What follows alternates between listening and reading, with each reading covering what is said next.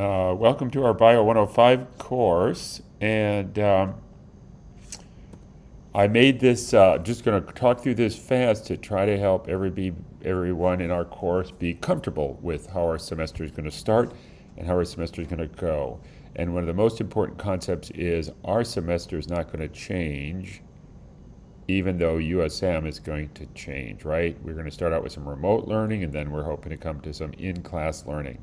When we do that in our course, the only shift that's going to happen is when we're remote, we'll be meeting on via Zoom, and when we're in person, we'll be meeting in class. But all the other requirements are the same. We're just going to make that smooth transition, whichever way USM wants to do, and everything else is going to be the same. Okay? Then there's some features of this that we just need to be really confident about in order to just go through smoothly. And part of this is that students will be quarantined with COVID. So when we come back to in-class learning, students will be on quarantine. And it's really important to let everybody participate. So this is not an online course. We're trying hard to get to a point where we meet in person. But there's going to be a way that's described here for everybody to participate all the time. All right? So even if you're quarantined or sick with COVID. So, we're going to roll forward, and so here we go. So the first thing is in red. Our course is scheduled to meet every Monday and Wednesday, but we're only going to meet on Wednesdays ever. When it's remote, we'll meet via Zoom on Wednesday. When it's in person, we'll meet in our classroom on Wednesday. We're never going to meet on Monday because I pre-recorded all of the lecture material in what I call mini lectures. So you're going to be dealing with those every week, and as a result, we shouldn't ask you to come to class twice a week, but you're going to be having to deal with those. And so we're not cutting you any slack, we're just shifting the emphasis, okay? So then this is all material from the syllabus, but just bear with me, right, so that you're not confused and don't have to dig your way through the syllabus at the start of the course. You can use the syllabus as a reference, right? So I already emailed students that were enrolled about our textbook. That's the text we're going to use. And, if you just recently enrolled, you got to scramble and get that textbook, of course, okay? And then you don't need to scramble to write this down because it's all on the syllabus. So the way we'll communicate is via email. I don't use Brightspace hardly at all. We're not going to use it for our course. I'll send you a couple of emails a week, and in each one, in the subject line, I'll include BIO105, and then I'll have a number. So you'll see a series of numbers. And you can just find that stuff from me, go to your Gmail and just type in my email address, stuff that I've sent you, like that. If you want to focus on, the subject lines that have BIO105, put that in. And search for those, and they'll just come scrolling down. And, we get a lot of emails, but you can search and filter for the ones that are from me and that are about BIO105. And, I do that all the time, every day. And email, like just everything else about our computers, is more sophisticated than we give it credit for, and you can just easily find everything you need. So that's how we're going to be learning and interacting. You're going to email me, I'm going to email you a couple times a week. We'll meet via Zoom when we're remote on each Wednesday at a regular class time. I'm going to take attendance. There's going to be more information about that as we go through our course. You're going to be required to participate. And in our Wednesday class meeting, right, we're only meeting once a week, so you really got to participate. If you can't participate, because you're sick like that, too sick to participate, you'll see that I record every class meeting, and you're required to take notes on it. If you can't participate, you got to take notes. So if you don't make the attendance either via Zoom or in-person meetings, when we get to that, then you'll have to take notes, and you can't miss any of those. You just have to keep doing those, right? And we're not going to meet on Mondays at all. So of course I'll send this Zoom link out, and we should be able to use the same Zoom link throughout our semester. So again, we're either going to be meeting via Zoom on Wednesdays when USM is remote, so it is remote for the first 2 weeks, and then we'll see what USM does. Maybe they'll extend that, we don't know, but we'll either meet via Zoom on Wednesdays when USM is meeting remotely, or we'll meet in person in our regular classroom on Wednesdays. No Monday meetings, just Wednesdays, no changes throughout the semester. I'm not going to announce that shift because USM will be announcing it. You'll get emails from USM saying, we're going to in-class learning, and you don't need to ask me, and I'm not going to tell you. It just means we're shifting from Zoom to in-class on Wednesdays at a regular class meeting. Awesome. I'll share these mini lectures with you. I actually created them a couple of summers ago, and I really strongly encourage you to watch the videos before you read the textbook, because in some of the videos I'm explaining how we're going to emphasize the topics in the textbook. Our exam will include questions that are mostly from both the mini lectures and the textbook, so you really need to go through both. There'll be some questions from just the mini lectures that are not covered in the book, and there'll be several of those. Our class meetings are really important. This is an intro course, and a big part of the course is to teach you about how to get the most out of class meetings in a science course. There'll be a few questions that are from the book that aren't in our textbook. The exams are going to be 80 multiple choice questions each. We're going to have 3 exams. The final exam covers the whole course. Just a note, I actually made the videos using the figures from the 10th edition, so there's a little bit of shift there, but don't worry about it. For the shift from the 10th to 11th edition and our textbook, they're really similar, and it's just the figures like that. Sometimes I refer to a course website, but it was just a really simple website I was using then to just distribute handouts basically, and I'll email those handouts. So don't be confused by some kind of references about website, or I think also sometimes I say, remember how we met in, we talked about this in class, like that. Don't worry about that. We're fine on these. And then you're required to take notes on those, and we'll talk a lot about taking notes in our course. It's a big requirement for our course. I think 30% of your grade, maybe, you can look on the syllabus, is taking these notes. There are going to be deadlines so that you'll have to take notes every week. You can't simply, go about your daily work and then come up to the exam and study for a little bit and take the exam. You got to work on this course each week. And so I say there are 3 reasons, but I added a 4th. So there are 4 reasons why you're taking notes. So one is to demonstrate that you're participating in the course. You're going to get, a score on the notes. I don't look at them in detail, of course, and people take notes differently, and I respect none of that, but you just have to be taking good notes and submitting them like that. Have to take them even if you've had a biology course before, because it's showing that you're participating, right? You'll be taking the notes at home, and you need to show that you're actually participating in the course, right? Then 2, research on how students learn science has shown that the best way to learn science is to write it down, draw it down. Simple drawings, nobody's an artist, but simple little drawings and words and terms and phrases and concepts.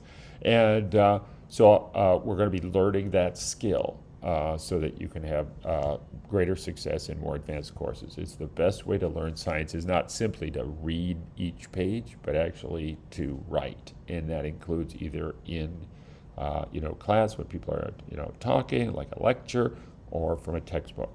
Then 3, you're actually creating a study guide.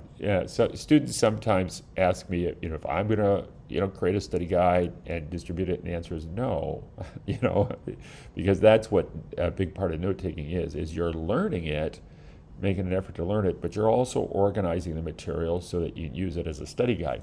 After these,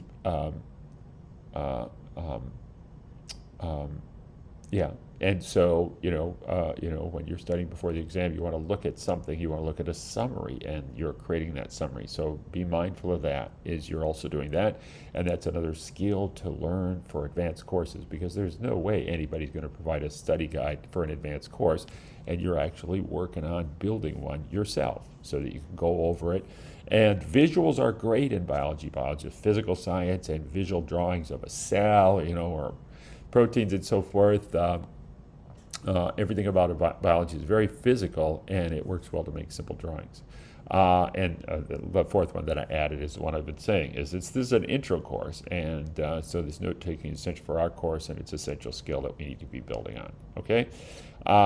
Then you're also going to be required to take notes on the textbook chapters, and that's because the textbook chapters have a lot of information, and another thing that we'll be emphasizing in our course is how to attack material when there's too much of it, right? How do you build a sort of a hierarchy of, well, what's the most important concept? And so we're going to be talking about notes both for our lecture and separately for our textbook. And again, even if you had a biology course where you think you know some of this stuff, or a chemistry course where you learn some of the chemistry and so forth, you still have to take notes to demonstrate you're participating, build your skill, and build a study guide like that.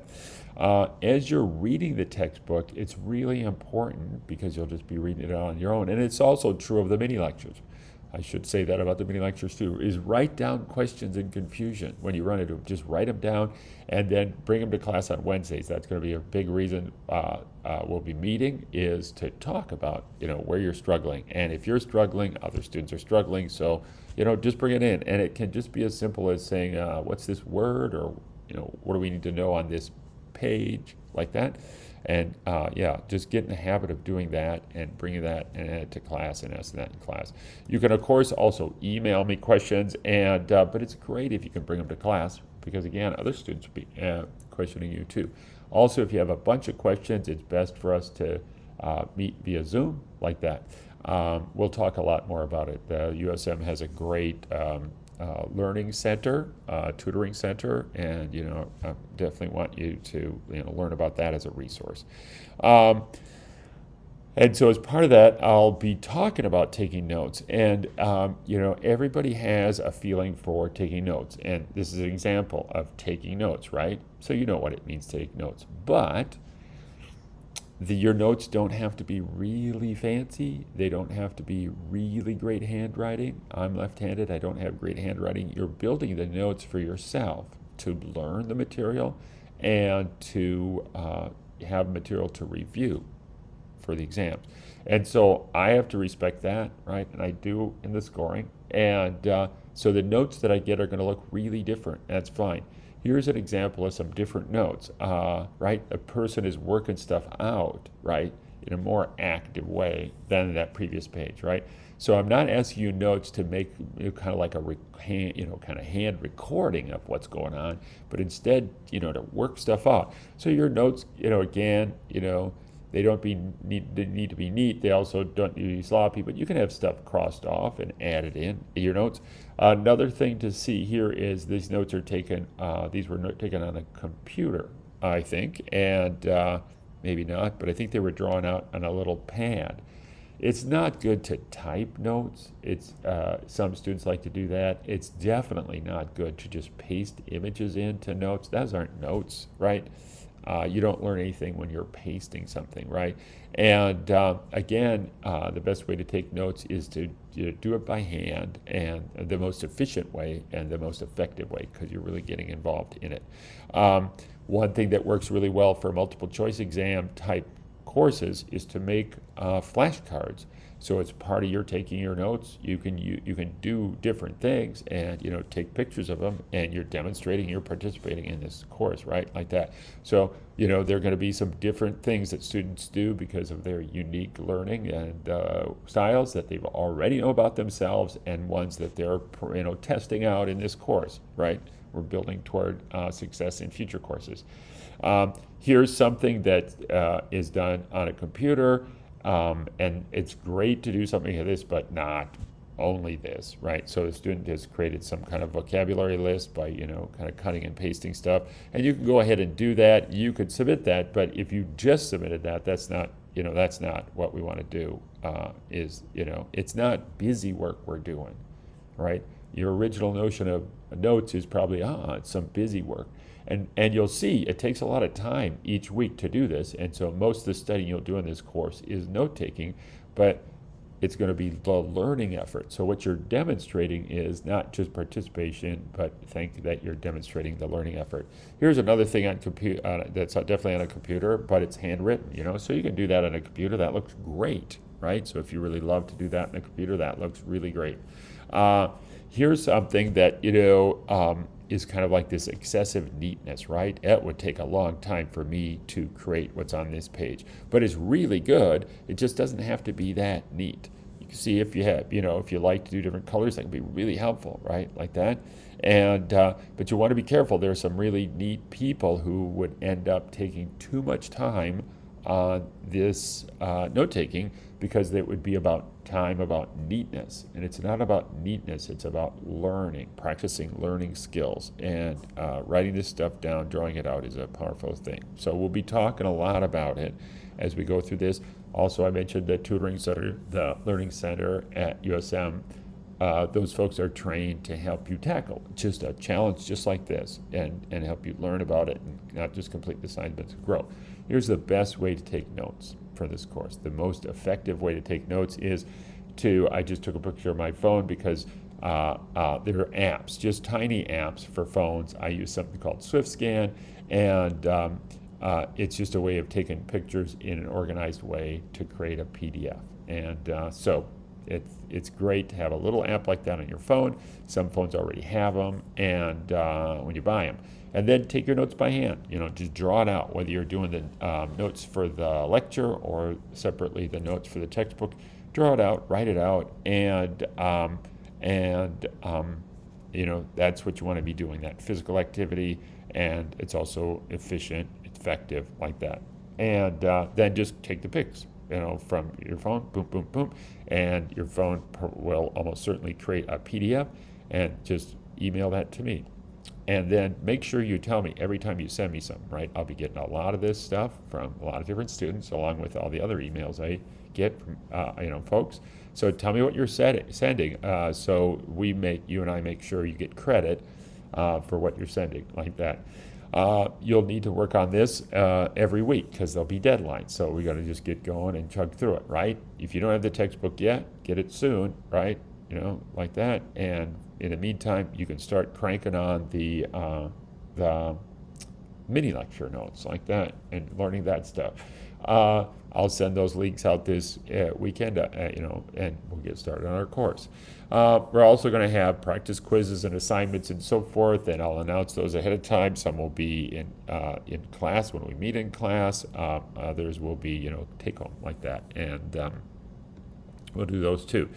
I apologize if this seems kind of like, like I'm kind of being bossy about these requirements, but it's just been really clear during the pandemic that students just need some sort of cut and dried rules to guide us through this, right? And so I worked hard to, when USM's announced this week, we're going to have the first 2 weeks remote, I was like, okay, well, I'm just going to rebuild my syllabus in order to make a course like the one we're going to have, where we can go smoothly through the semester with really no pressure on you to shift in the expectations during the semester. No matter what happens during the semester, our syllabus is going to hold true. If we meet remotely, we'll meet via Zoom on Wednesdays.